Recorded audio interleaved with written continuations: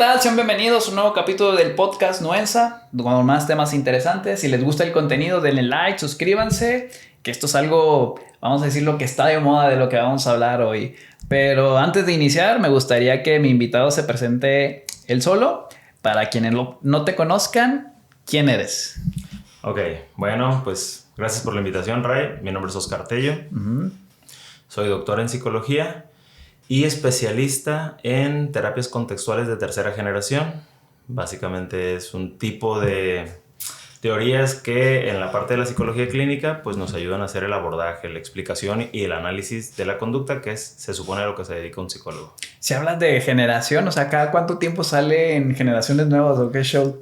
Como un Pokémon, güey. Más o menos. No, más bien es como por los supuestos teóricos, epistemológicos de lo que se va dando. La primera generación era muy conductista, como radical. Luego se le incorporó la parte cognitiva, que ya ahí se crean como las terapias cognitivo-conductual propiamente.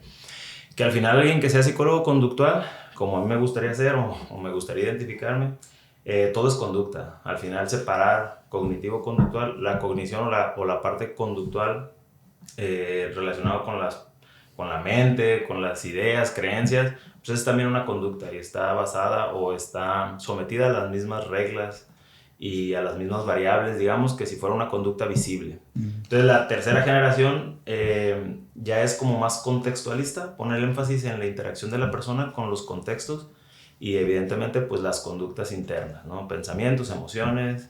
Hay una cosa que se llama triángulo cognitivo, que lo utilizamos mucho para hacer el análisis del comportamiento, en donde se identifican grupos de conducta. Sería conducta mental cognitiva, conducta emocional y conducta motora visible. Generando un triángulo en donde las uniones tienen como si fuera una flecha de doble sentido. Ajá. Porque consideramos que así como tus pensamientos influyen en tus emociones y en tus conductas, tus emociones influyen en la generación de pensamientos y conductas, y tu conducta influye en que tengas ciertos pensamientos y ciertas emociones. Es un canal bidireccional, ¿no? Es correcto. Entre esos tres puntos que acaba de Interacción bidireccional entre esos tres grupos de conducta. Está como un meme que a veces me aparecen ahí de que psicólogos antes... ¿Quieres cambiar? Sí. Ahí te va una descarga eléctrica. Y ahorita, psicólogos de ahora, tú decides cuándo cambiar y todo este rollo. Sería un poquito ironizando, ¿no? Sí. Cómo ha cambiado todo. Psicólogos de cristal. Pero sí, las terapias cognitivo-conductual de tercera generación, además de poner énfasis en este tipo de conductas, ponen énfasis en que estas conductas se desarrollan en un contexto determinado. Sí. O sea, no es lo mismo actuar en una iglesia que en un bar, que ahorita que estamos aquí, que si nos encontramos en el gimnasio. O sea, sí. La conducta, el contexto y lo que exista en ese momento va a modificar la manera en la que el ser humano se comporta. Siento que eso que ahorita como se está viendo en la psicología ha evolucionado, por ejemplo, también en la nutrición. Antes era muy simplista, el que estás gordo porque comes más de lo que gastas, punto. Pero no, o sea, se tiene que ver el ámbito económico, el ámbito familiar, el ámbito social, político, individual. O sea, ya ves que el problema de la obesidad es más complejo y no nomás es que no tienes fuerza de voluntad. Siento que antes era muy simplista y ahorita ya estás viendo que pues tu nivel socioeconómico va a determinar si tienes o no la genética, lo familiar, lo social, o sea, lo que le llaman un ambiente obesogénico. Ya se ve como que más integral y no nomás es la persona quiere estar así, sino todas estas causas hacen que esté en esta condición. Claro, al final la nutrición, por el nombre, me daría la impresión de que es una disciplina, no una ciencia como tal, ¿no? Entonces, como la medicina, por ejemplo. O sea, la medicina es una disciplina que se nutre de ciencias, como la fisiología, la anatomía, fisiopatología. ¿No? La fisiopatología, así es. Entonces, por ejemplo, la nutrición, posiblemente como una disciplina, se nutre de la psicología de la conducta alimentaria, ¿no? Sí. O sea, los nutriólogos pues tendrían que comprender qué lleva a una persona a consumir un determinado alimento, que es una conducta. Al final, si yo como un pan o me como unas fresas, eso va a estar determinado por dónde estoy, con quién estoy, cuáles son mis conductas mentales, cómo me estoy sintiendo, conductas emocionales, o sea, un montón de variables que claro que no es solo darle la dieta, ¿no? Y ahí síguela, no, sino intentar comprender por qué en determinados momentos hay quien se apega más y quien se apega menos. Sí, ahora sí que la alimentación y nuestras interacciones sociales o nuestras emociones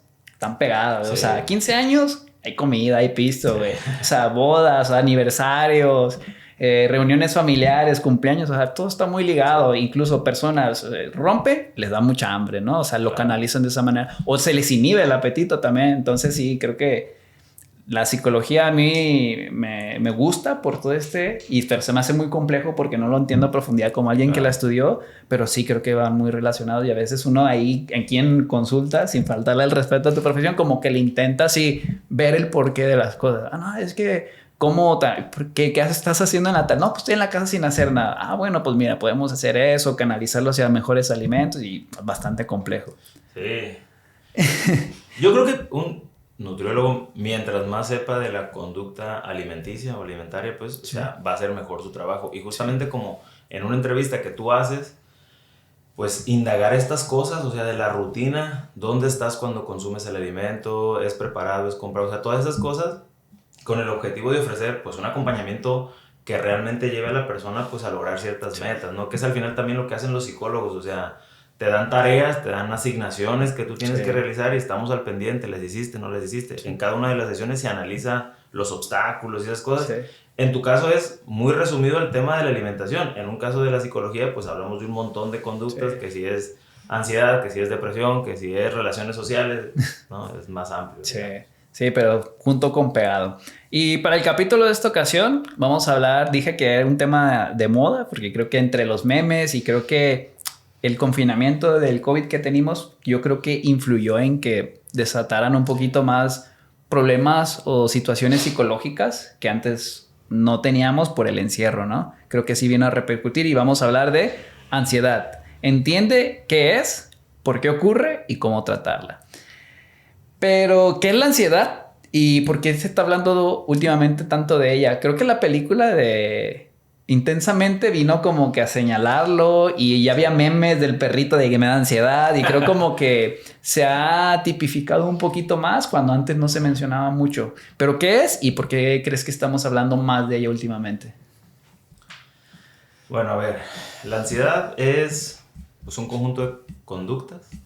Hablamos de que hay conductas cognitivas, conductas emocionales y conductas motoras que están asociadas a una situación particular. La ansiedad se asocia a el futuro, ¿no? Hay una cosa que al ser humano le produce miedo y habría que a lo mejor diferenciar entre el miedo y la ansiedad propiamente, ¿no? Entonces, pero bueno, la incertidumbre del futuro le produce miedo al ser humano desde antes, desde pues, que estábamos en las cavernas, ¿no? Uh-huh. Pero ahora esa incertidumbre de lo que va a pasar entre el tiempo de que estoy en el momento presente y cuando pase eso que voy a pensar que va a pasar, pues la interacción con eso genera en ocasiones emociones de miedo, de angustia, está asociado a pensamientos. Vamos a poner un ejemplo, ¿no? Yo voy a viajar, ¿no? Uh-huh. Y entonces voy en mi carro y me imagino que a la mitad del camino, pues una llanta explota, yo tengo un accidente y termino en una situación pues muy catastrófica, muy negativa. Si yo me creo que eso realmente va a ser posible, yo en el momento presente voy a estar sintiendo ansiedad. ¿Qué voy a estar sintiendo ansiedad? ¿Qué es la ansiedad? Bueno, un conjunto de síntomas físicos y de pensamientos. O sea, hay como una cadena, como un patrón de conducta en donde va a haber este pensamiento anticipatorio. Luego voy a sentir miedo, asociado a la emoción de miedo voy a sentir síntomas físicos como, son diferentes, pero taquicardia, taquipnea. ¿Qué es la taquipnea? La dificultad para respirar, ¿no? Atiendo muchas personas que tienen un síntoma de mareo. O sea, hay gente que se marea. Uh-huh. Y eso sería un tema muy interesante de hablar, cómo es un mareo que no es físico. Como cuando tienes miembro fantasma, dolor del miembro fantasma. O sea, uh-huh. Te duele algo que no tienes. Sí, te amputaron el brazo, ¿no? Y tú sientes que te duele. Pero no está. Ajá. Entonces, eso tiene que ver con que el dolor, pues no se da a veces en un músculo. A veces el dolor surge de la parte cortical del cerebro, ¿no? Sí. Aunque no existe esa parte. Entonces, el mareo como un síntoma de ansiedad es similar. Yo puedo imaginar o recrear la experiencia del mareo porque alguna vez me mareé. Uh-huh. Entonces, yo puedo sentirla, pero es como es una asociación. Sí. Entonces, pero bueno, anticipas en ese futuro incierto, lo imaginas negativo, te da miedo.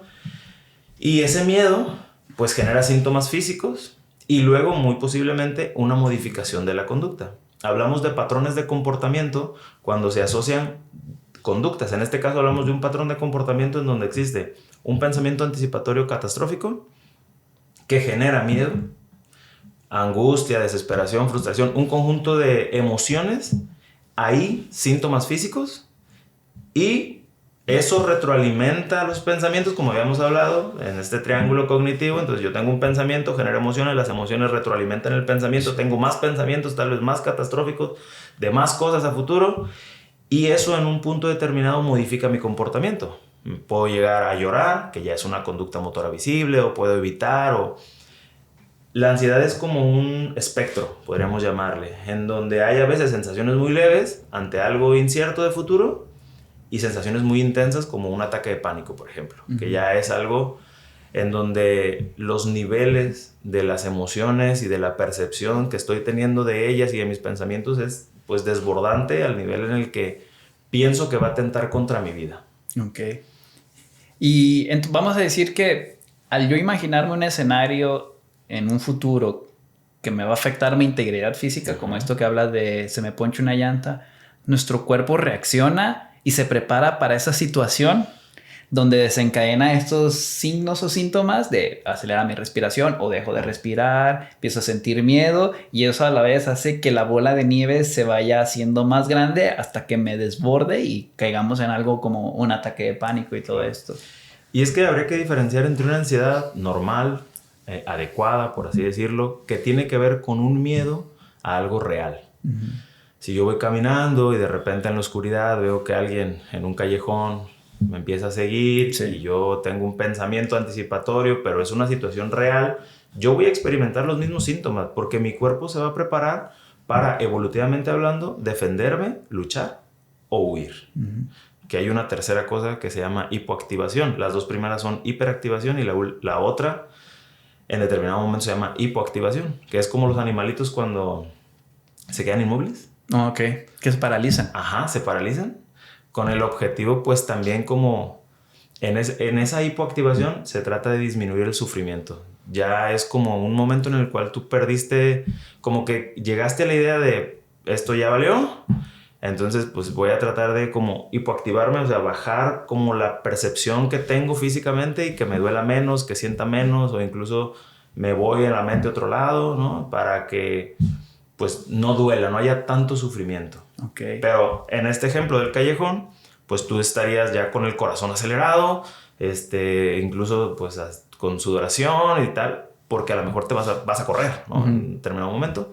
Y ahí podríamos llamar que estamos ansiosos, pero es normal. Sí. Y es esperado, es deseado, porque si tú estuvieras así frío y tu corazón no, y quieres correr, pues tus músculos no van a responder de la misma manera, ¿no? Sabemos que la irrigación sanguínea y todo esto, pues es importantísimo. Entonces, frente a una situación como esta, vamos a decir, podemos reaccionar en tres etapas, en tres cosas: atacar, huir o quedarte paralizado. Es correcto. Y generalmente tienen como esa secuencia. O sea, lo primero que hacemos es intentar a lo mejor defendernos.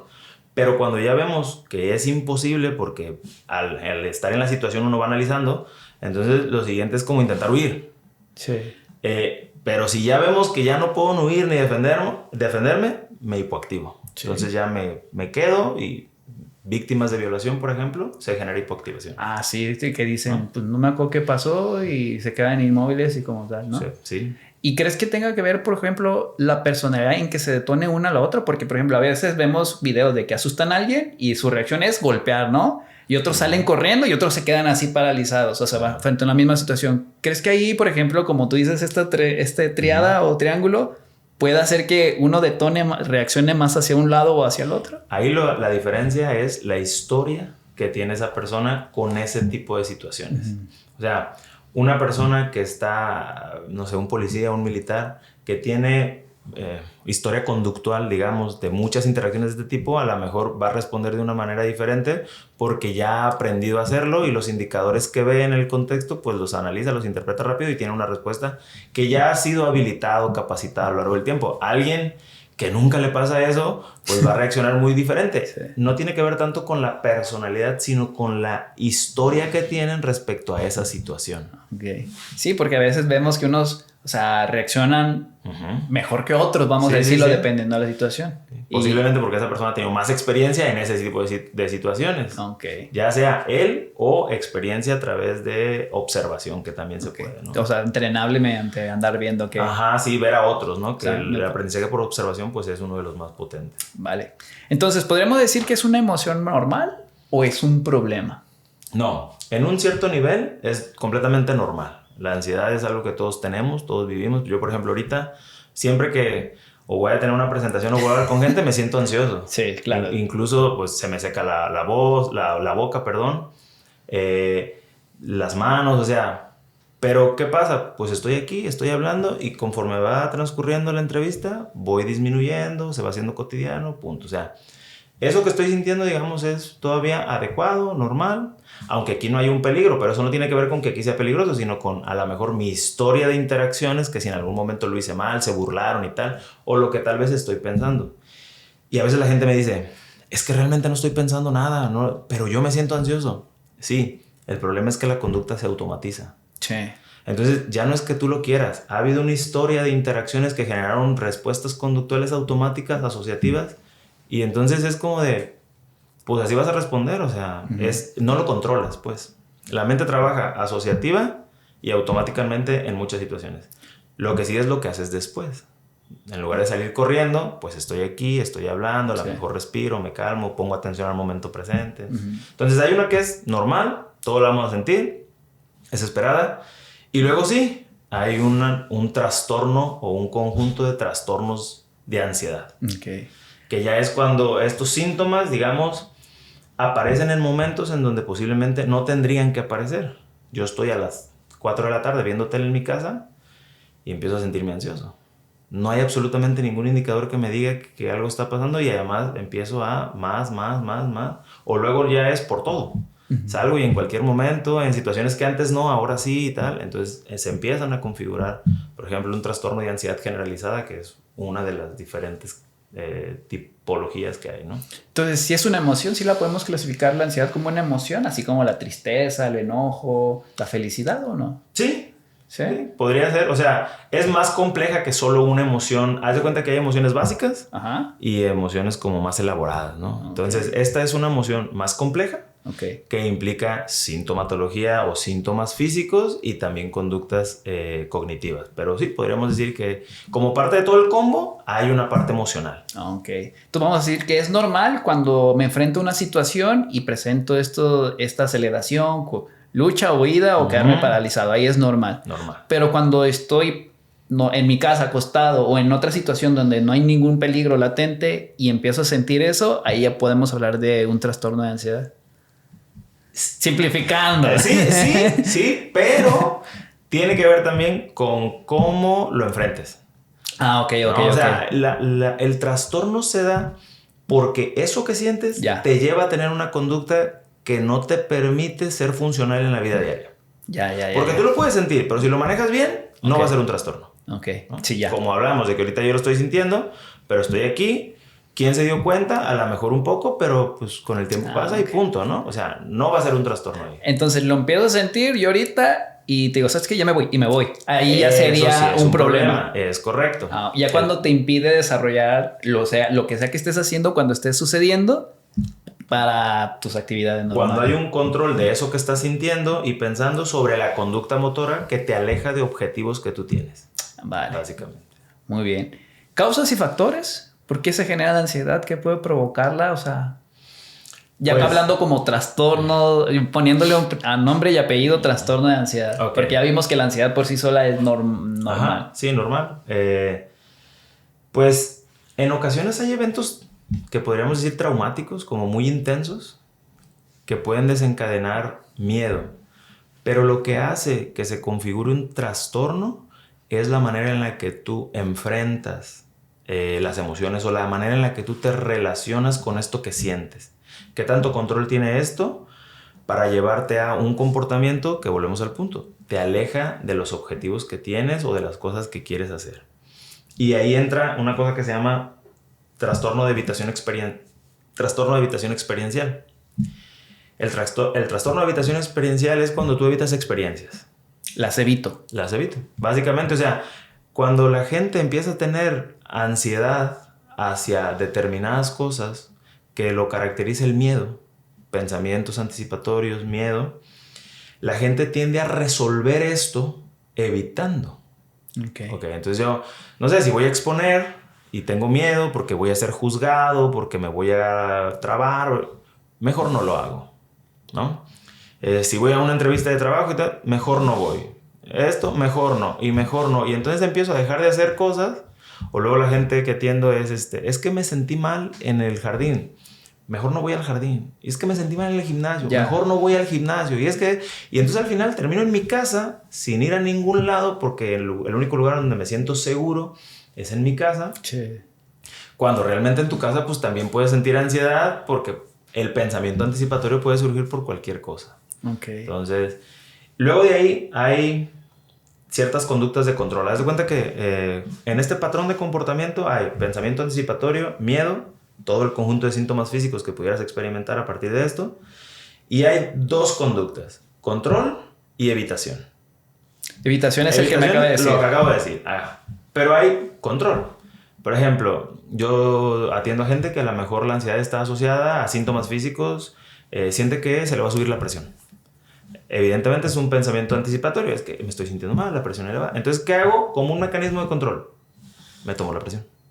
Ok. Y me tomo la presión 18 veces al día. ¿No? Sí. Entonces es como me estoy sintiendo mal. ¿Y qué tal si tengo la presión elevada? Pensamiento anticipatorio, me genera miedo. ¿Cómo lo controlo? Me tomo la presión. Me calmo. A veces no, porque ya estoy agitado y muchas veces la presión está un poco elevada cuando ya estoy agitado. Pero así, el TOC, por ejemplo, el trastorno obsesivo compulsivo que las personas a veces tienen, igual, es un tipo de ansiedad en donde yo siento que alguien me va a enfermar, mejor me lavo las manos 25 veces o me meto a bañar durante 2 horas y media. Cuestiones de control, porque a veces yo no puedo evitar hacer cosas, ¿no? Sí. Cuando puedo evitar, evito, y cuando no, a veces intento controlar. Ok. ¿Y siempre puede venir acompañado de algo físico o es mental? No, es un combo. O sea, generalmente hay pensamientos anticipatorios, un conjunto de pensamientos, porque la realidad siempre es interpretable. O sea, sí. Tú estás viviendo y te estás generando pensamientos, interpretaciones continuamente. No podemos decir que solamente hay una cosa. Sí. Entonces tú estás interpretando. El problema es que lo que agrava la ansiedad son las emociones. Si tú tuvieras pensamientos pero no sintieras miedo, no tuvieras síntomas físicos, dificultad del corazón que se te va a salir y tal, no te daría tanto miedo. Entonces, hay un componente emocional que generalmente, mientras más intenso es, más genera un mayor control de la conducta para hacer ciertas cosas pues, que a lo mejor pues son peligrosas a veces o evitas, ¿no? Entonces, vamos a decir que siempre el detonante es el pensamiento. En la mente. Sí. Aunque puede que no nos demos cuenta. Es correcto. Porque, o sea, podemos estar pensando en algo sin saber que lo estamos pensando porque nuestro cerebro lleva muchas funciones que automatizamos. Por ejemplo, a veces cuando aprendes a manejar, pues es meto clutch, meto primera, segunda, espejeo, y qué tan cerca. Pero llega un momento en que lo automatizas, o sea, y lo haces y ya no piensas en ir metiendo el clutch así. Entonces, ciertos pensamientos se automatizan y no nos damos cuenta que lo estamos haciendo, ¿no? Digamos, son inconscientes en el sentido de que son automáticos, de que no estás consciente de que lo estás haciendo como tal. Como, pues, yo estoy respirando. No soy consciente de estar respirando, pero pues no he dejado porque sigo vivo, ¿no? O mi corazón siempre tengo pulso, pero no soy consciente hasta que le presto atención. O sea, sí hay cosas inconscientes desde este enfoque cognitivo, no como en un enfoque psicodinámico, como freudiano, como de inconsciente que controla y que por tu niñez, eso no. O sea, simplemente es porque no estás prestando atención a eso, pero hay respuestas, movimientos, situaciones en tu cuerpo que se siguen dando. Entonces sí, y también es que cuando el patrón se asocia, o sea, tú en un primer momento, por ejemplo, supongamos una fobia, ¿no? Una fobia es un tipo de ansiedad asociada a una cosa, ¿no? Una rana, por ejemplo. La primera vez a lo mejor yo tuve una situación traumática con la rana. Y luego de ahí cada vez que a lo mejor la veo, lo pienso, estoy pensando en eso y tal, y hay un pensamiento, pero llega el momento en el que el estímulo genera automáticamente sin pensar la emoción. Porque ya está asociado, o sea, ya en algún momento hubo un pensamiento y eso, y como siempre lo generó, pues se salta y automáticamente yo veo la rana y siento miedo. Ya no necesito pensar, ay, si la rana me toca y si me muere. No estoy así. La veo y siento una emoción intensa por la asociación que se da. Aquí una pregunta fuera de lugar y creo que es compleja desde mi ignorancia, pero ¿crees que las emociones se pueden heredar? Por ejemplo, mi mamá de chiquita tuvo una situación con una rana. Ajá. Y desde ahí desató esta fobia hacia las ranas. Yo nazco, pasa el tiempo y yo sin haber tenido ninguna relación traumática con una rana, puede que yo le tenga miedo. ¿Crees que se pueden heredar? O sea, ¿has visto algo por ahí? Hay investigaciones, ahorita no recuerdo el autor ni el año, pero hay investigaciones sobre el trauma, sobre la heredabilidad del trauma. Y en ratas, por ejemplo, en donde se ha visto, sí, que las generaciones posteriores a una camada que tuvo experiencias traumáticas con un cierto estímulo, tendieron a ser como más sensibles al desarrollo de estas conductas. También en la filosofía hay una cuestión que se denomina innatismo, que es cuando la gente cree que hay conductas innatas, ¿no? Él nació bueno para tocar el piano. Okay. El posicionamiento que yo mantengo es que el innatismo pues no es como lo principal. Yo me decanto más por una postura ambientalista, en donde en muchas situaciones pues es el ambiente, ¿no? Si mi papá tocaba el piano y desde pequeño yo lo escuché desde que estaba, incluso desde antes de nacer, yo estoy escuchando que toca, que esto, hay una mayor sensibilidad a ciertos tonos, diferente a alguien que jamás ha estado sometido a ese estímulo, jamás escucha un piano. Ajá, sí. O sea, pues claro que ese niño que desde antes de nacer lo está escuchando va a tener más aprendizaje, conductas más elaboradas sin quererlo, simplemente por estar sometido a un estímulo enriquecedor respecto a algo. Pero, pues, creo yo que puede haber una predisposición, ¿no? Le podemos decir así, aunque yo me decanto por creer más en el ambiente. Es como, por ejemplo, generalmente en el fútbol, que es un tema bastante popular, generalmente los mismos países siempre son las mismas potencias, porque probablemente en el ambiente donde se desarrollan las personas son mejores. O sea, Argentina, Brasil, Alemania, o sea, podemos hablar de esos países que siempre han sido potencia. Claro. De repente sale un cristiano por ahí, de otro país, por ejemplo, Haaland, que es un fenómeno, pero es uno dentro de que no se ve. Pero generalmente el ambiente de esos países puede hacer que sigan siendo muy buenos jugadores todo el tiempo, ¿no? Sí, hay que identificar las variables de la relevancia que tiene el fútbol para ese país, por ejemplo, ¿no? Argentina, güey, no mames, prefiero ganar la Copa del Mundo, güey, a que disminuya la inflación, dice mucho, ¿no? Y de ahí la relevancia como a nivel político, cultural y luego de las personas, o sea... cómo someten a sus hijos a veces a entrenamientos extenuantes, con muchísimo compromiso y tal. Entonces, cuando tú analizas la historia de desarrollo de estas personas, te das cuenta que su historia es completamente diferente a alguien que no tiene ese ambiente. Sí. Y entonces que eso, además de que posiblemente ya traía algo de talento o algún tipo de herencia respecto a la parte muscular, por ejemplo, en el fitness. O sea, si tú quieres ser Mr. Olympia, pero no tienes la genética, así te inyectes de toda la farmacia encima, no lo vas a lograr. O sea, hay un componente genético, pero luego un componente ambiental. O sea, si tú te inyectas la farmacia, pero no entrenas, pues a lo mejor tampoco, ¿no? O sea, entonces es como que, pues hay un poco de ambos. Sí, te preguntaba esto de que si se pueden, vamos a decir, heredar emociones, porque en el ejercicio se ha visto que cuando los padres son activos, generalmente le heredan ciertas adaptaciones a los hijos. O sea, que los hace...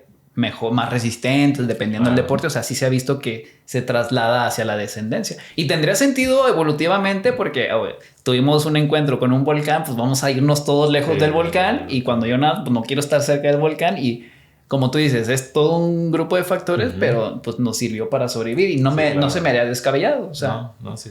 Muy bien. Ya regresando a la ansiedad, la genética estaría relacionada. ¿Influye en que una persona sea más propensa a tener ansiedad? ¿Tiene un peso? O sí, pero bien poquito. Ay, la verdad es que yo creo que sí, pero no tengo como el dato para decirte de 35, 40, 50. Sí. Volvemos al punto de la parte de la herencia, pero la parte del ambiente. Yo creo mucho más que el peso está dado de si mi mamá o mi papá tenían ciertos mecanismos que aprendí. Hay gente que tiende más a tener anticipaciones catastróficas. Y hay gente que es educada para tenerlas. Si te subes a la escalera te vas a caer. Sí. No te subas. Sí. ¿No? Y entonces todo el tiempo le estoy metiendo a mi hijo pensamientos anticipatorios catastróficos. Es que si haces esto va a pasar esto. No lo hagas. O sea, educo a través del miedo. Sí. Y entonces, pues es normal que yo piense que si voy a hacer tal cosa va a pasar algo malo porque durante toda mi vida me han dicho que van a pasar cosas malas para que no haga las cosas. Okay. O sea, entonces pues lo aprendí. No puedo decir que lo heredé. Ok. Sí, pues creo que generalmente es más común así como que educar por la vía negativa, vamos a decirlo. No hagas esto, o no. Creo que un niño primero aprende a decir no, que sí, por eso mismo. No hagas eso, no, sí, vente para acá, o sea, no te subas, no te... Y así, entonces creo que también inconscientemente, digo, un papá no lo hace por mala intención, sí, no. O sea, quiere protegerlo, pero vas generando, o por ejemplo cuando le dice a un niño, ¿estás tonto o qué? O sea... Como que tú crees que no haces nada, fue una emoción que te enojaste con el niño, con la persona, pero a lo mejor el niño empieza a interiorizar eso y en un futuro no se cree apto porque toda su vida le estuvieron diciendo, ¿no? Claro, aprendemos a vernos a través de la mirada del otro. Y si yo para el otro, que son las figuras más importantes de mis padres, pues sí. Soy menso, soy tonto, no puedo, o no me lo dicen directamente, pero... a través de cuando yo quiero hacer algo me desmotivan, no me impulsan, me dan la parte negativa, pues voy a empezar a generar un conjunto de ideas, sí. Que luego esas ideas van a ser una barrera o un control de mi comportamiento. O sea, muchísimas veces no hacemos cosas por el pensamiento, sí. Como una barrera. No, pues ¿para qué lo hago? No va a salir, nadie lo va a ver, nadie de esto, me van a criticar, sí. Mejor no. Sí, muy bien. ¿Y qué papel juega el estrés, la rutina diaria y el estilo de vida en un trastorno de ansiedad? Mucho. Hay estilos de vida que son mucho más estresantes y que por ende predisponen a que haya mayor ansiedad. Porque volvemos al punto que la salud es un todo. Dividimos la salud mental, la salud física, por cuestiones de estudio, por cuestiones de profesionales, de a quién vamos a ir a ver, pero el cuerpo no funciona así. Ay, no. O sea, el cuerpo funciona todo integral y si tu vida hay una cosa que se llama factores protectores ante el estrés, tiene pocos factores protectores, que sería comer bien, a tus horas, la cantidad correcta, dormir bien como parte de una rutina, las horas adecuadas, hacer ejercicio, la cantidad y el tiempo, la frecuencia adecuada, socializar, vincularte con otras personas, tener un proyecto de vida y meditar, que son las que últimamente han demostrado conductas que son más protectoras ante el estrés. Si tú no haces nada de eso, si comes mal, si no estás durmiendo, si estás aislado, si tu vida es 18 horas, el promedio de horas en pantalla de los adultos va entre 7 y 9. Sí. ¿No? 9 horas de pantalla al día, a veces más tiempo de lo que estás durmiendo, de lo que estás en la escuela, por ejemplo, los adolescentes. Sí. Si todo eso lo haces mal, es una predisposición a pues desencadenar la ansiedad con cualquier cosita. O sea, simplemente dormir te pone, hasta puedes generar alucinaciones, tener alucinaciones, ¿no? Entonces, sí, un estilo de vida, hay una cosa que se llama cronopatía, lo leí Marian Rojas Estapé en alguno de sus libros, que es cuando yo todo el tiempo estoy contrarreloj. No, es que son tal hora, ya tengo que estar, pero yo ya tengo que estar allá. Sí. Y allá, y ya voy tarde a todos lados. Sí. No, o sea, ya tengo 18 cosas que hacer y ya voy tarde a todas. Entonces, ese estilo de vida en donde todo está corriendo, pues es estresante en sí mismo. Entonces, sí, eso predispone a estar más vulnerable a sentir una ansiedad que con el tiempo se pueda puede afectar nuestra vida. Sí, entonces, volvemos a lo mismo de que un estilo de vida saludable, comer saludablemente, alimentos de calidad, ejercicio, actividad física, o sea, porque, por ejemplo, ya aquí metiendo un poquito, se ha visto que cuando una persona da entre 7,000 a 8,000 pasos, tiene el 80% de los beneficios de una persona activa, o sea, sin ir al gimnasio.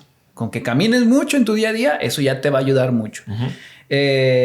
Meditación, me dijiste también, ¿eh? Es correcto. El estrés, la gestión del estrés también. Y me mencionaste otro, que no me acuerdo. Comer bien, dormir bien, hacer ejercicio. Ajá. Como para parte física. Tener amigos. Lo social también. Socializar, o sea, muchísimas investigaciones dan cuenta que el aislamiento social está asociado a tristeza, depresión y tal. Entonces, tú puedes tener interacciones sociales que las podremos dividir en superficiales y íntimas o profundas. ambas son buenas. De hecho, tendríamos que tener las dos en el ideal. O sea, yo, por ejemplo, voy al gimnasio a la misma hora y veo a la misma gente. Y de repente los saludo, que platicamos que del clima, que del tiempo, que del ejercicio. No les platico de mi vida, si terminé con mi pareja. Eso no, porque eso estaría, ese tipo de temas estaría asociado con una relación más íntima. Que también tendría que tener. Menos, 2, 3... Pero estas me dan como la sensación de interconectado, de estar interconectado con otras personas, que le importo a la gente y tal. Y las otras me dan como nada más dopamina, sentirme bien, platiquita, charla, risa. Por ejemplo, ¿le agregarías contacto con la naturaleza? Porque yo he leído por ahí que exponerte, o sea, solo con tú tener contacto visual con espacios verdes, reduce mucho la ansiedad. Sí. Entonces creo que es algo que podemos agregar, ¿no? Sí, incluso como parte de la actividad física. Ajá. Es mejor salir a caminar a un lugar donde hay naturaleza que hacerlo en la caminadora en el gimnasio. Sí. ¿No? O sea, para la cuestión de ansiedad o del estrés. Entonces, sí, indudablemente el contacto con la naturaleza, porque además son tiempos en donde no estás a lo mejor contrarreloj. Te vas el día a un río, pasas una buena cantidad de tiempo ahí, no estás presionado viendo qué vas a hacer, entonces, pues eso creo que ayuda también. Y el estilo de vida actualmente, que estamos súper estresados, estamos al frente de una pantalla, los alimentos que comemos son malos, no descansamos bien, como tú dices, nuestros círculos, nuestras relaciones sociales son de baja calidad, tomando en cuenta que ahorita todo es muy digital, ¿no? Y no es lo mismo yo estar interactuando contigo así, de frente a frente, a que lo estuviéramos haciendo ante una pantalla. Claro, no es lo mismo. Que claro, que tienen un beneficio, acercan a las personas que están muy lejos. O sea, si tú y yo lo hiciéramos, tú estás en Monterrey, yo aquí, pues nos va a facilitar la comunicación, pero también nos aleja de los que estamos cerca. Entonces, como que el estilo de vida actual es un conjunto perfecto como para que empiece a detonar en de muchas otras cosas, ¿no? Sí. O sea, sobre todo psicológicos, o sea, que detonan. De hecho, por ejemplo, para el podcast estuve leyendo un libro, ahorita se me fue el nombre, pero en el libro venía el dato de que la ansiedad era el trastorno de salud mental número 1 a nivel mundial. Entonces, últimamente soy muy amigo de ChatGPT, entonces le pregunté y sí, o sea, todavía actualmente, porque me dio como la estadística más actual, porque el libro es del 22, los trastornos de ansiedad son el trastorno de salud mental más frecuente, incapacitante, limitante a nivel mundial. O sea, hablamos de millones de personas que lo van a vivir y está en una tasa de 2-1 con relación a mujeres. O sea, las mujeres, 2 veces más porcentaje de mujeres van a tener algún tipo de trastorno de ansiedad comparado con los hombres. ¿Podemos saber por qué las mujeres?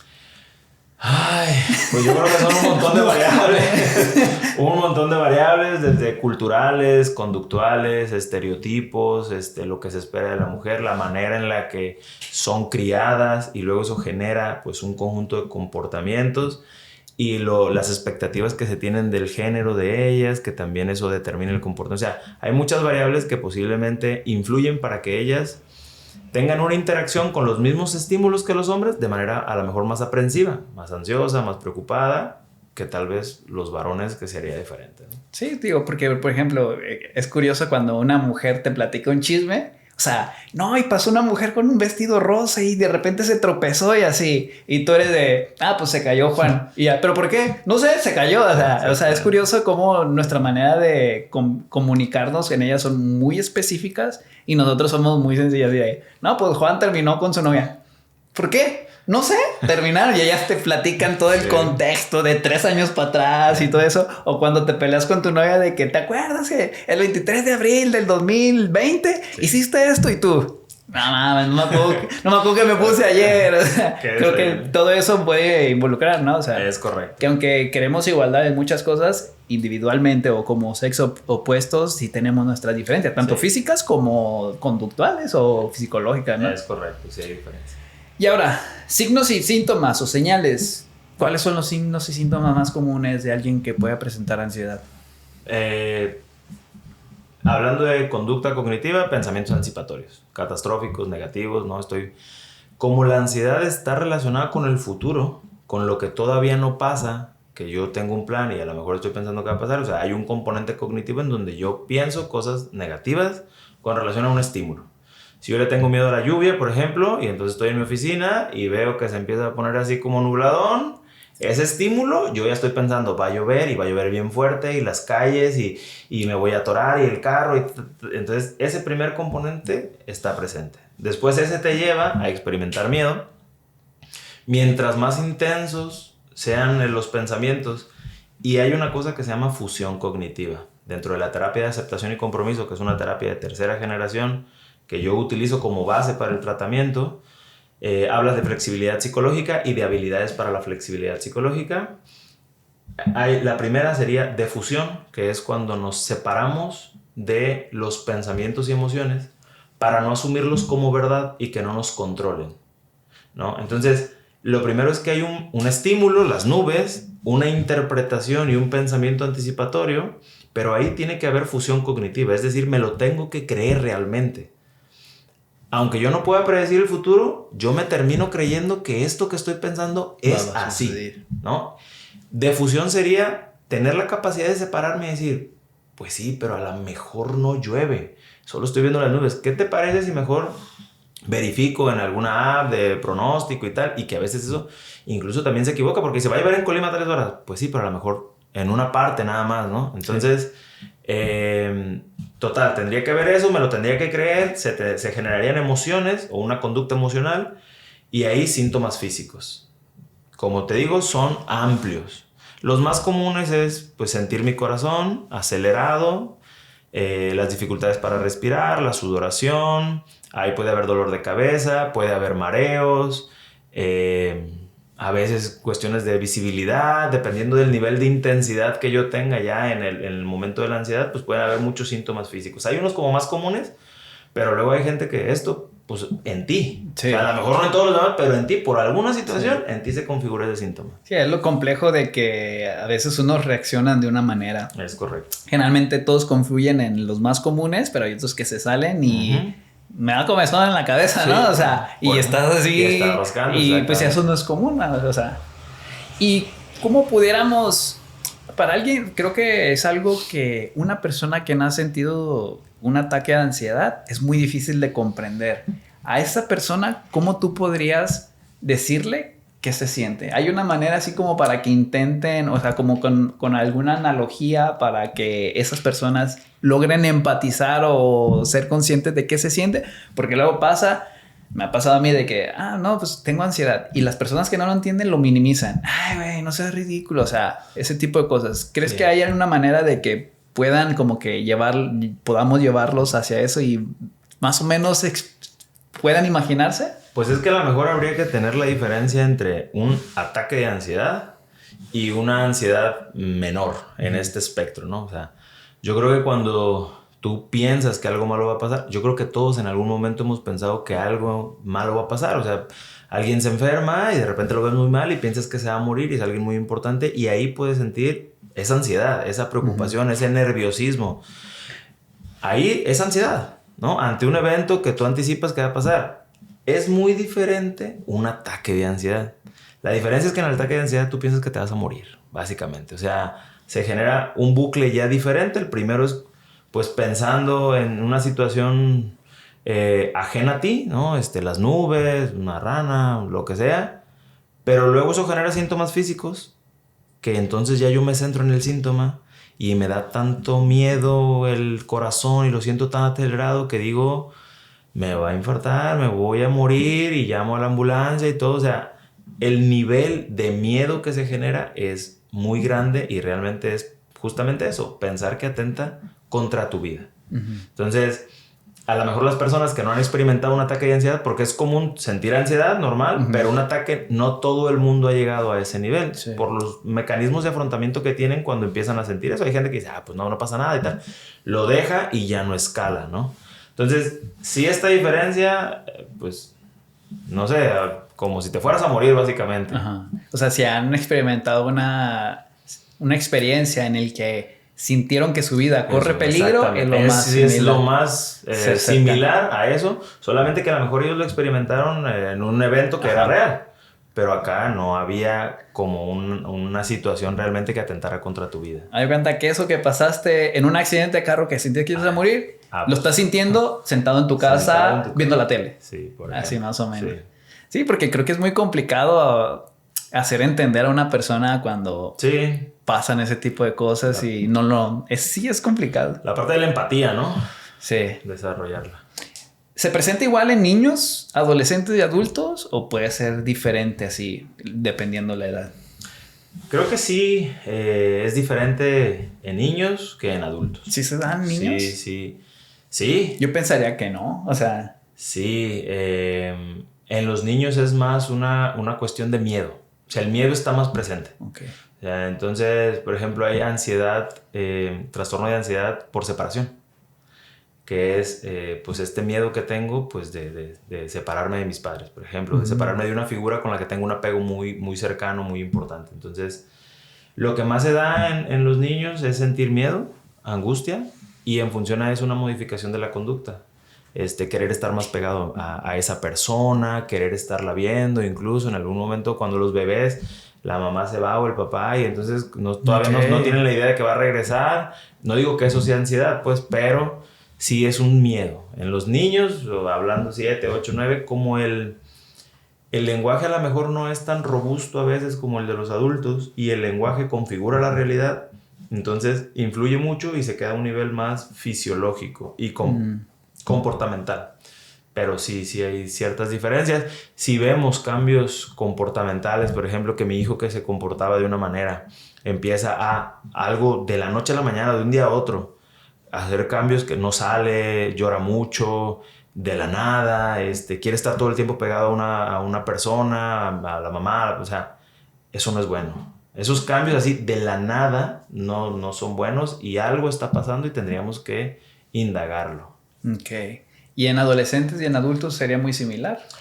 Sí, dependiendo del nivel del adolescente, porque ya ves que pues, adolescentes podríamos hablar de los 12, 11 a lo mejor, preadolescencias, 15, 16, pero ya a los 16 incluso hay países donde ya son adultos, ¿no? O sea, ya pueden ir a la guerra, ya pueden tomar, ¿no? Sí. Son considerados que, bueno, ya a esa edad, pues ya hay una concepción más clara del bien y el mal de las situaciones. Entonces, sí, podría haber una diferencia, pero creo que está más cerca del ser similar a lo de los adultos. Ok, y siendo un poquito redundante, ¿cómo puedo saber si estoy sintiendo ansiedad o simplemente estoy pasando por un mal día?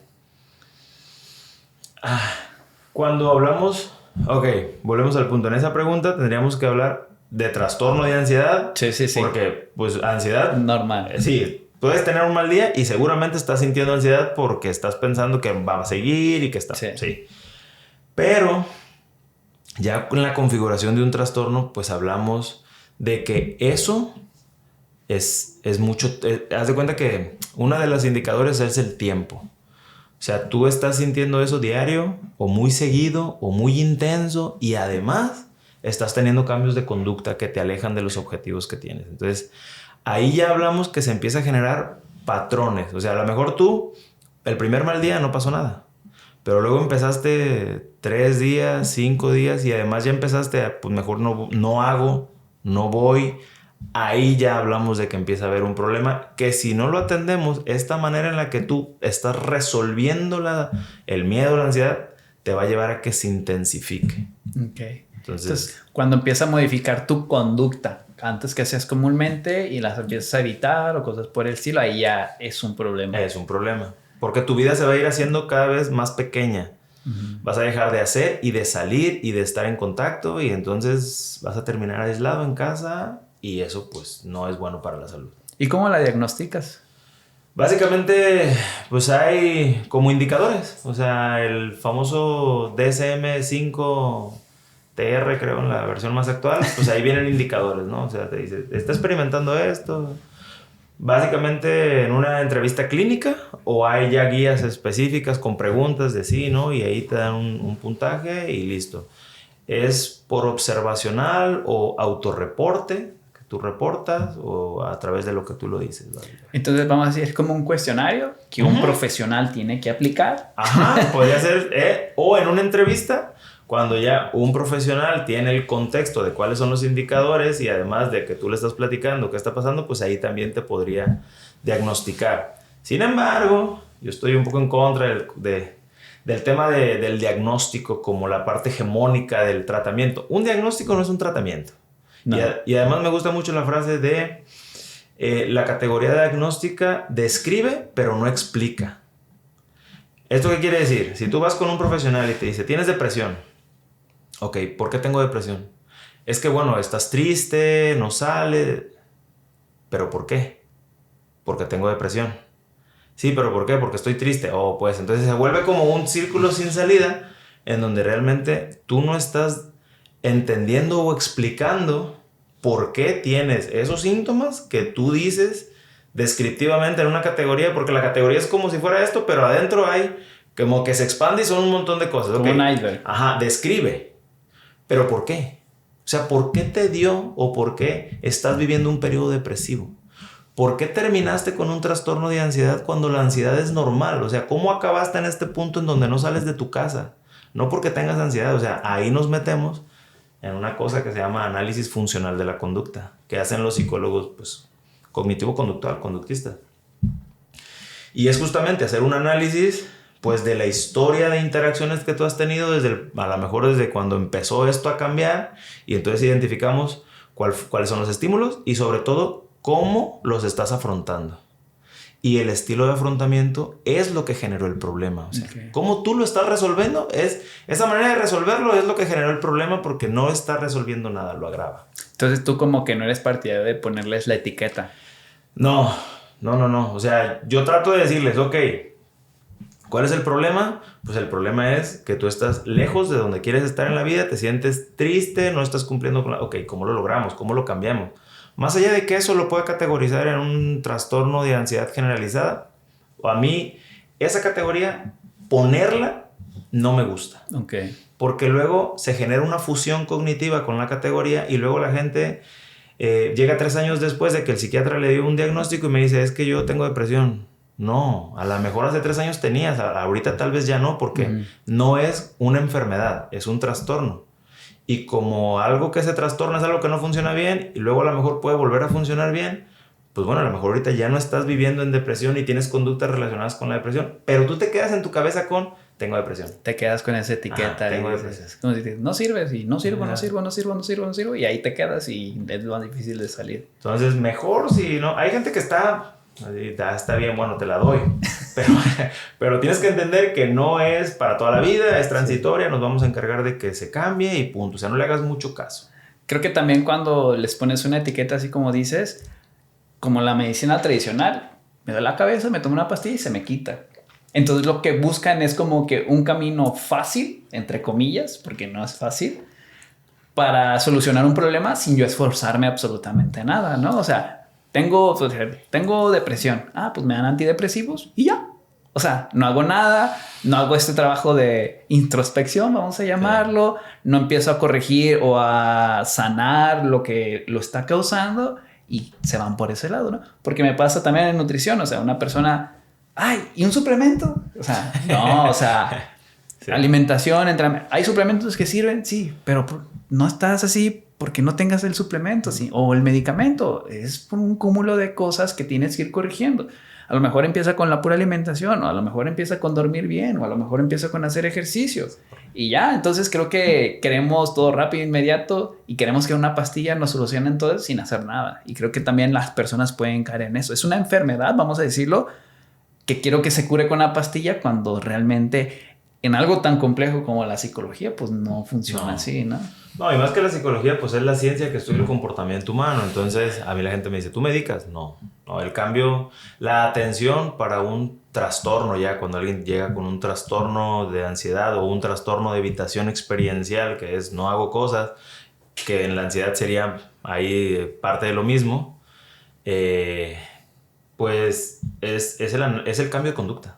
Y el problema muchas veces es que la gente llega conmigo y así como tú vas con un médico y sabes que te va a dar medicina, o sea, porque el abordaje es farmacológico, casi siempre, una pomada, una medicina, o sea, él no te va a decir, bueno, o tal vez sí, pero no se va a enfocar en decirte, pues cambia tales cosas y el seguimiento no va a ser conductual, no, va a ser farmacológico, te lo tomaste, ¿cómo fue? Conmigo el tratamiento va a ser conductual.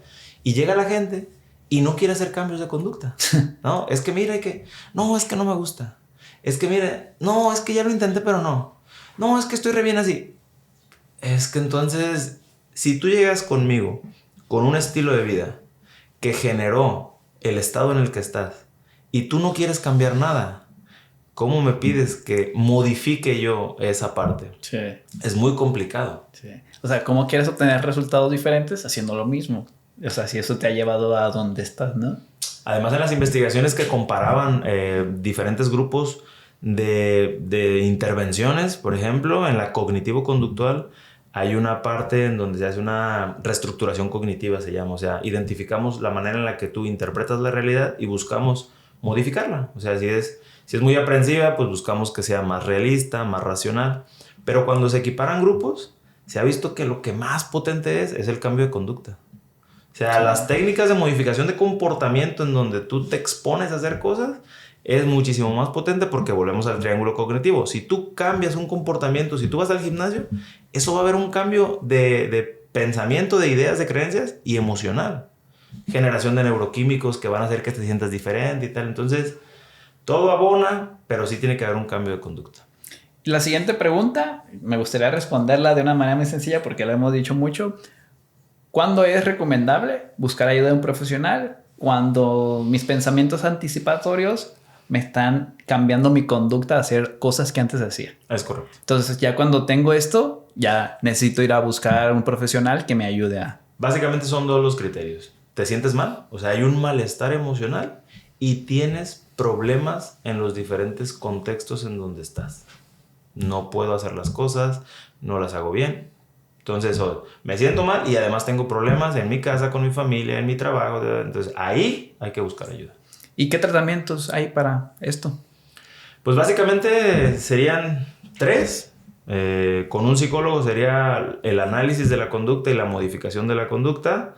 Hablando de conducta en la modificación de los pensamientos, la conducta cognitiva. Y la conducta la conducta visible, o sea, que entraría en la tercera, que sería un cambio del estilo de vida. O sea, cuando tú vienes conmigo, yo lo que haría, bueno, me enfocaría en la manera en la que tú estás teniendo estos pensamientos anticipatorios para poder hacer una reestructuración y que adquieras hábitos más saludables, junto con la mayor técnica, así como importante, que sería la exposición. Porque el patrón se fortalece con la evitación. Hablamos del trastorno de evitación. Entonces, imagínate el viaje, ¿no? Pienso que va a salir mal y ¿qué hago? No lo hago. Lo opuesto a la evitación es la exposición. Entonces, lo que hacemos es empezar a generar conductas de exposición en donde tú sientas ansiedad, pero aprendas conductualmente a manejarla, ¿no? O sea, le quito la atención, la deposito en otro lado, técnicas de respiración, momento presente... Técnicas que te ayuden a disminuir la parte de las emociones que se sienten feo y los pensamientos. Entonces, básicamente la solución está ahí. Hablando de la parte psicológica. Uh-huh.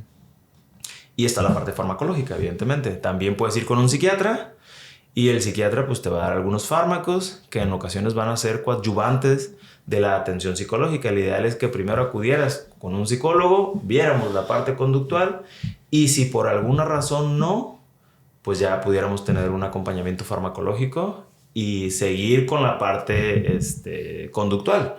Porque si el fármaco te ayuda a no tener ansiedad, pero tú sigues con una conducta evitativa sin hacer las cosas, pues te vas a sentir bien, pero tu vida va a seguir estando muy restrictiva. Entonces, no, realmente, y cuando dejes el fármaco, si es que algún día lo dejas, o si no te vuelves dependiente de él y lo tomas 8 o 10 años, entonces, pues el momento en el que lo dejes, vas a sentir ansiedad, ¿no? Y ahora ya porque no tengo el fármaco. Hay personas que empezaban con una cosa y luego genero dependencia psicológica al fármaco. Y entonces es que no lo he encontrado y en la farmacia no lo venden y ya lo cambiaron. Y ahora AMLO, el desabasto y no de idea. Empiezas a tener ya ansiedad porque pues no tienes algo al que le adjudicas tu bienestar. Sí. ¿No? Control externo de sentirme bien. Ok. ¿Y te puedes curar? ¿Se cura? En el sentido de que un trastorno es algo que funciona mal y luego puede volver a funcionar bien, sí. Okay. O sea, tú vas a seguir sintiendo ansiedad, pero como yo ahorita. Normal, que no te limita la vida, que la sientes, pero pues ahí está, nomás es un indicador como las emociones, no le haces mucho caso, punto. Va a regresar a ser una emoción normal, transitoria como siempre y vas a poder seguir viviendo con tu vida bien. Muy bien. ¿Y qué cosas simples pueden ayudar a que alguien pueda controlar su ansiedad en su día a día? ¿Qué estrategias así podemos encontrar? Además de las que yo hablamos. Sí. ¿No? O sea, yo creo que la rutina, el el poder tener una rutina que estructure tu día en donde no estés sobrecargado de cosas y que te permitan tener tiempos de esparcimiento o de relajación o de disfrute, que a veces no los consideramos en el día a día más que hasta el fin de semana y un ratito, media hora. Entonces, eso creo que puede ayudar mucho, que es el tema de la cronopatía, o sea, no estar como sobrecargado y pensando que tengo que estar siempre en otro lugar y todo a contrarreloj. Entonces, tú armas tu día dejando espacios para las cosas ya establecidas, a qué horas te vas a levantar. La rutina empieza desde la hora que te levantas y que el ideal es que sea más o menos a la misma hora. Por cuestiones de un montón, incluso físicas, ¿no? De segregación de neuroquímicos, hormonas y tal. Entonces, te levantas, luego a lo mejor pues desayunas también en la primera hora, el tema de la alimentación para que se active tu sistema, pues toda la parte de alimentación, ¿no? Entonces desayunas, a lo mejor un bañito, comes tranquilamente, tratando pues de que no estés apurado, y luego ya pues así hasta que en cada uno de los tiempos destinas un momento para eso, incluso para meditar, por ejemplo. La meditación, las investigaciones reflejan que a partir de 15 minutos tienen beneficios. Entonces, simplemente, incluso hay meditación formal e informal. La meditación formal es cuando tú destinas 15 minutitos para estar en un lugar y sentir, concentrarte en un estímulo. Así como la tradicional que en un monje, así, pensando en nada, esa. Y la informal es cuando tú estás en la vida cotidiana, pero te concentras en el momento presente. O sea, yo estoy aquí, estoy en el gimnasio y me concentro en sentir las barras, me concentro en escuchar lo que está aquí pasando, en sentir mi cuerpo. O sea, esa atención que está al momento presente en la actividad que estoy haciendo, pues es también un tipo de meditación. Algo que he hecho que yo escuché y se me hace bastante interesante es, no sé, a veces tengo un espacio muerto de 5 minutos y digo, voy a intentar identificar 5 sonidos diferentes. Y dependiendo de dónde estás, ya estás así. Un pájaro. Va pasando un carro. Y eso como que está chido y te lleva al momento presente. Y es bastante bueno. O sea, y no lo hago todos los días, pero con esas estrategias, 1 o 2 veces al día creo que pudiera ayudarte, ¿no? Sí. Sí, todo lo que te lleve a estar lejos de la mente, que es donde se producen estos pensamientos, y regresar al momento presente, pues ayuda. De hecho, dentro de las habilidades de la flexibilidad psicológica, la presencia es una de ellas. Sí. Incrementar el contacto con el momento presente, porque cuando tu atención está centrada en tu mente en el pasado o en tu mente en el futuro, ya no estás en el presente y muchos trastornos se relacionan con eso. Ok, entonces sí pudiera ayudar. Sí. ¿Cuántas actividades o bloques de actividades de este tipo recomendarías al día? 2, 3, cada cuánto tiempo, así. Para ir iniciando, no hago nada. Para ti, ¿cuál sería lo ideal? Para mí sería ideal dedicar unos 5 minutitos de meditación formal o de respiraciones profundas, tranquilas, al iniciar el día, al terminar el día, como sea, de preferencia al iniciar. Y a lo mejor a lo largo del día poder tener ciertos periodos también cortitos, minutitos, de centrarte en el presente. Okay. Con eso, y bueno, evidentemente, tratando de tener una rutina no sobresaturada. Entonces, al despertar, al acostarte, respiración consciente, enfocarte 1 minutito en cuánta respiración, cómo inhalo, cómo exhalo. El ideal en las inhalaciones es inhalar profundo y exhalar suave, porque la exhalación está relacionada con el sistema parasimpático. Entonces, cuando tú exhalas suavemente, tú le estás dando como una indicación conductual a tu cuerpo como de calma. Es como una manera de decir calma. Mientras más suave y prolongado sea la exhalación, es mejor. ¿Y qué hábitos pueden empeorar la ansiedad sin que lo notemos? ¿El tener una agenda saturada? Sí, muchísimas actividades. Esto de la multitarea, por ejemplo, que no existe como tal, pues también afecta, ¿no? Hacer 3 cosas a la vez no es estar dedicando la atención plena a una situación, y además la atención es una habilidad y se vicia. Se tienen estos patrones en donde yo ya no puedo estar teniendo una conversación cara a cara con alguien porque tengo que estar revisando el celular, porque tengo que... Estoy viendo la tele, estoy con el celular, estoy con mi pareja, estoy atendiendo 4 o 5 cosas. Lo que pasa es que la atención está así y luego así. No es que se pueda dividir cuando el estímulo es exigente. Claro, yo puedo estar hablando contigo y puedo estar moviendo mis manos, esto no me exige mucho, pero no puedo estar hablando contigo y teniendo una conversación en mi cabeza conmigo o imaginando una historia. Sí. Eso no se puede. Entonces, entre más dividas tu atención, menos efectivos va a ser la atención que le estás dando. sea, si yo me pongo a leer y solo me concentro en leer, pues voy a sacarle todo el partido. Pero si yo me pongo a leer y estoy volteando a ver el celular, a lo mejor mi comprensión lectora va a disminuir porque estoy desviando mi atención. Y si le agrego otra tarea, más y más y más y más y más, ¿no? Hay muchos estudios respecto a eso. Y cuando la gente está haciendo una tarea que requiere comprensión lectora o que requiere una lectura y tal, cada vez que tú vas al celular y regresas, uno dice, regreso donde mismo. No, te toma la reestructuración de lo que estabas haciendo, sí, y eso le agrega tiempo a la tarea. Entonces, cada vez que tú te vas y regresas es más tiempo y más tiempo y más tiempo. Y entonces, algo que te podía tomar 20 minutos te termina tomando hora y media. Sí. ¿No? Para empezar, el gasto es enorme. Sí. No Ahora, se recomienda. Con esos estímulos externos, y a veces a mí me pasa de que estás leyendo y de repente ya me tengo que ir para acá. Y, o sea, sin nada externo, o sea, tu propia mente te lleva a otro lado y a veces leíste, o sea, porque me pasó, dije, ay, cabrón, no entendí nada. Y me regreso a leer porque tus propios pensamientos a veces te llevan para otro lado. Y ahí es donde entra la meditación. O sea, la meditación es un entrenamiento atencional. O sea, la gente dice, es dejar la mente en blanco. No, no es cierto.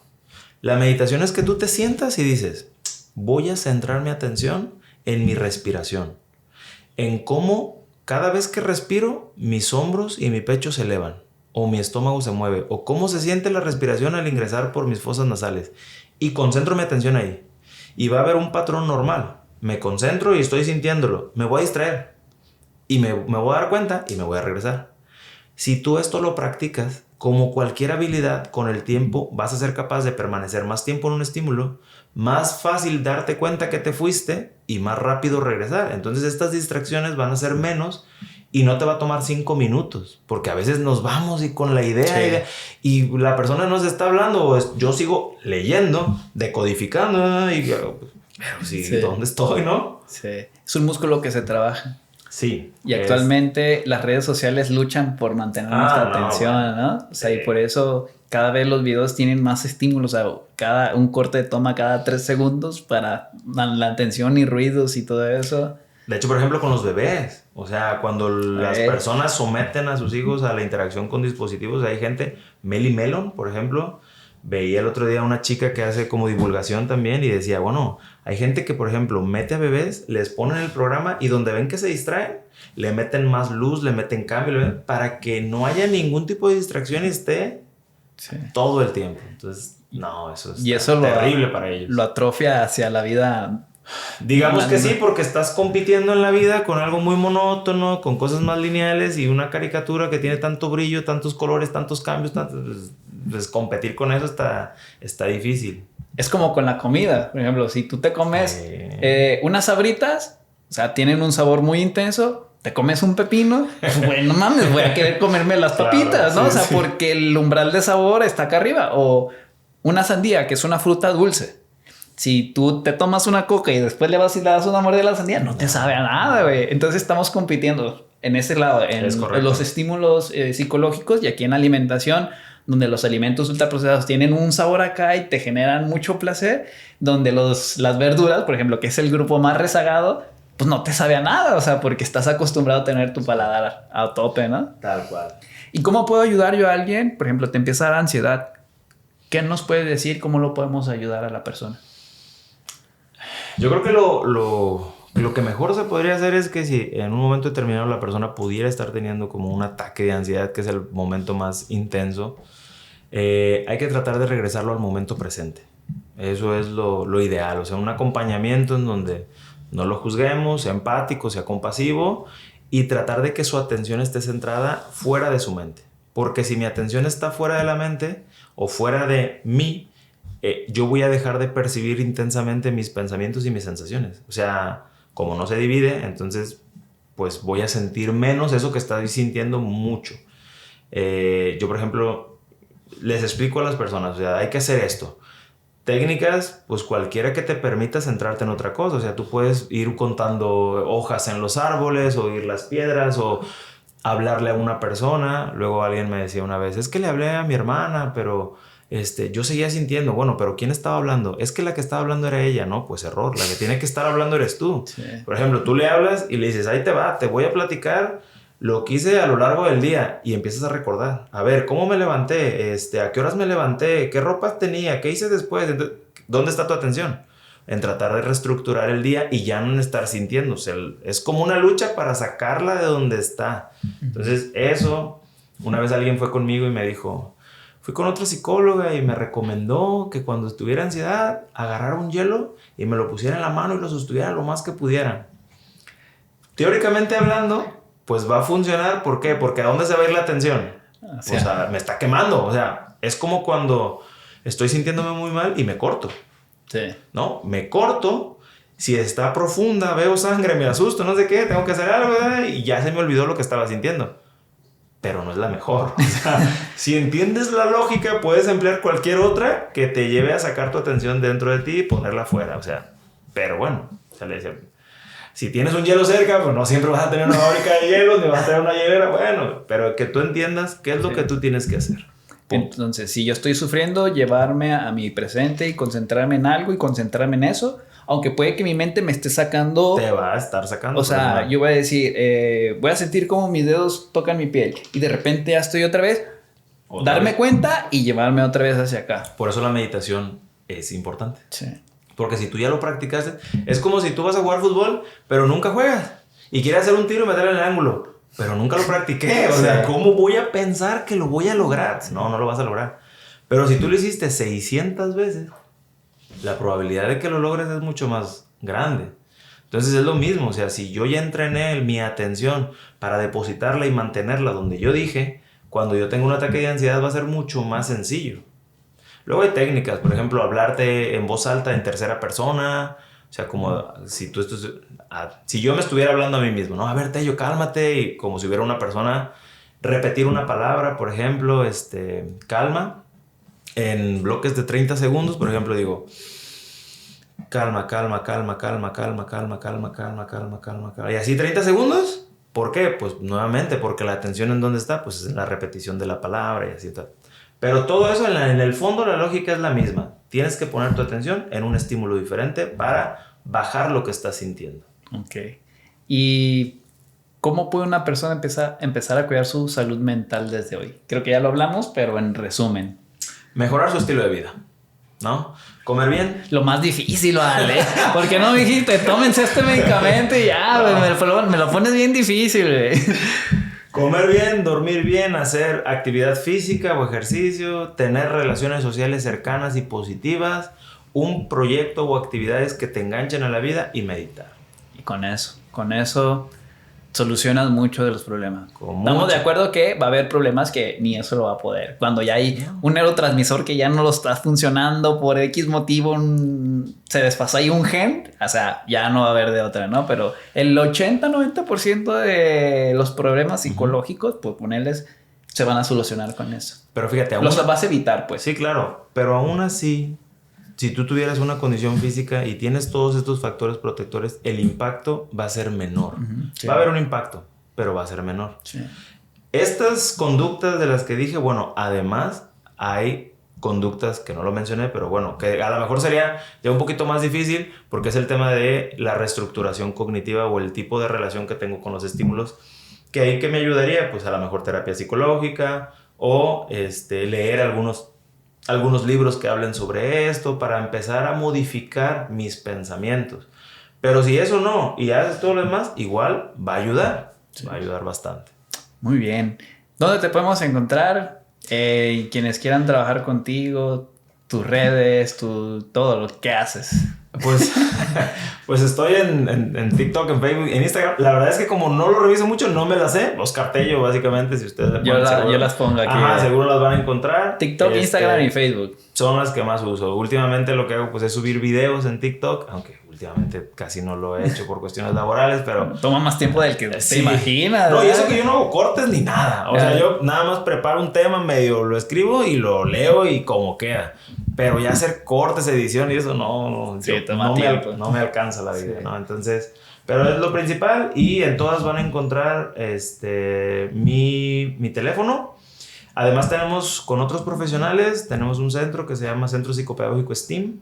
Yo hago terapia o ofrezco atención psicológica a adolescentes y adultos, pero colaboro con una psicóloga que atiende a niños, a partir como de los 3, 4 añitos. Damos acompañamiento o apoyo en tareas, terapia de lenguaje, hacemos otras cositas, otras personas pues básicamente, pero cuando alguien me busca un servicio de eso, pues yo los canalizo con ellas.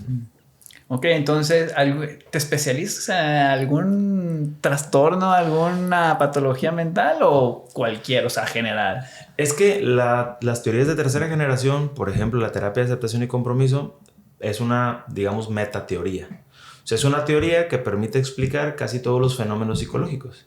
Entonces, no es como que no se pueda abordar una depresión, o sea, los supuestos teóricos son básicos y de ahí podemos abordar casi cualquier fenómeno psicológico, explicarlo y explicar a la persona por qué está donde está y cómo lo puede solucionar. Te lo digo porque pues a veces tenemos ahorita un mundo de especialización. Sí. Como me platicabas, voy con un fisioterapeuta especialista en mano, entonces sí, lo veía por ese lado. Aquí el punto es que en la psicología también hay áreas, por ejemplo, sí, la psicología clínica, la psicología educativa, ambiental, del deporte, laboral, organizacional, o sea, donde quiera que hay seres humanos que estén teniendo un comportamiento, va a haber estudios de los seres humanos y de la conducta y va a haber un área específica. Aquí hablaríamos, yo soy psicólogo clínico y psicólogo educativo, ¿no? Tengo como 2 formaciones en el área de psicología. Y luego dentro de la psicología clínica, pues había subtipos, ¿no? Yo soy cognitivo-conductual, más conductual, y luego hay personas que son gestales, psicodinámicas, y hay otras, ¿no? Entonces, y luego hay como más específicas personas, pero en psicología a veces lo muy específico no es lo mejor, porque hay personas que van con un terapeuta, por ejemplo, alguien puede ser ingeniero, y estudiar 2 años de psicoterapia gestal en Guadalajara y ser psicoterapeuta gestal. Yo tengo, no sé, 14 años estudiando, 14 años hablando de títulos, ¿no? O sea, son 5 de la licenciatura, 2 de la maestría, 3 del doctorado y las 2 especializaciones que tengo en terapias cognitivo-conductual de tercera generación, pues son 12, 13 años. Cuando una persona estudia 2 años nada más, en un área específica se va a dedicar a dar psicoterapia. Es diferente. Sí, claro. Es muy diferente. Entonces, si a la gente siempre les recomiendo, yo cuando llegan conmigo siempre les explico, mira, la psicología es esto, el área en donde estamos es esta, yo te voy a atender a partir de este enfoque y si vas con alguien más te va a decir otras cosas, otras explicaciones, porque luego es que mi niño interior y mi herida interna y mira, esas cosas yo no las manejo, son otras explicaciones, yo te voy a brindar un marco teórico diferente y esto es lo que hay conmigo. Sí. Porque pues hay de todo, ¿no? Desde constelaciones, desde cuestiones bien raras a veces. Sí, sí, entonces pues ya tú te enfocas un poquito general bajo ciertos criterios con los que tú trabajas. Sobre todo método científico. O sea, las terapias cognitivo-conductual de tercera generación y todo lo conductual está muy basado en ciencia. Se hacen muchos experimentos muy rigurosos con grupos control, doble ciego, cuestiones de ciencia que buscamos establecer, a ver, le di este tratamiento y si realmente es mejor que este otro o no. Y hay muchas cosas que, por ejemplo, hablando de constelaciones familiares, que el Colima es más o menos famoso. O sea, pensar que porque tu abuelo tuvo un trauma y te lo heredó transgeneracionalmente, ok, si tú lo crees, pues a lo mejor te funciona por efecto placebo.